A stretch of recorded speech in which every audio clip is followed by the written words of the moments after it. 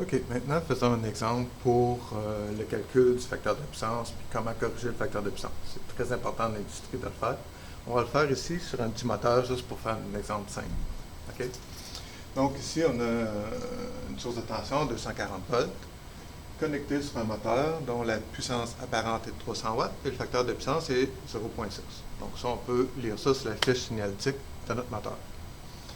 Avec ça, on peut trouver notre puissance réelle, la puissance qui va être transformée en travail mécanique. Donc, c'est le facteur de puissance fois S. Donc, on l'a ici, l'équation sert de celle-ci. On trouve 180 watts. Maintenant, il faut trouver notre puissance réactive, Q. Donc, on a S au carré moins P au carré, ça vient de cette équation-là ici. Ça va nous donner 240 volts ampères réactifs. Le courant de la source, donc ça va être S sur PS, ça va me donner 1,25 ampères. Donc la source doit fournir 1,25 ampères pour faire tourner le moteur. Qu'est-ce qui arrive maintenant si je vais mettre un condensateur qui va avoir la même puissance réactive que mon moteur?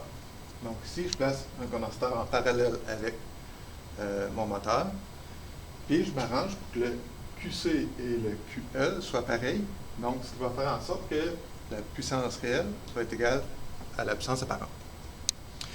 Pourquoi je fais ça? Bien, ça va faire en sorte que mon courant de la source va maintenant passer de 1,25 à 0,75. Vous me direz que ce n'est pas beaucoup, on a gagné 0,5 ampères. Mais si on parle d'une usine au complet, avec plein de moteurs, on va parler de kilowatts, de kilovolts ampères ici à l'entrée de mon usine. Donc là, ça va commencer à être important parce qu'on va parler de kiloampères aussi, ou plusieurs centaines d'ampères. Mais comment on trouve la valeur du condensateur à mettre ici? Bon, on a QC qui est égal à mon Q de mon moteur. On trouve le courant qu'on a besoin dans le condensateur.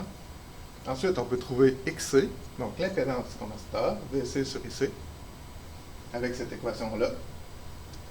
Puis, dépendamment de la fréquence de mon réseau électrique, ici, en Amérique du Nord, c'est 60 Hz.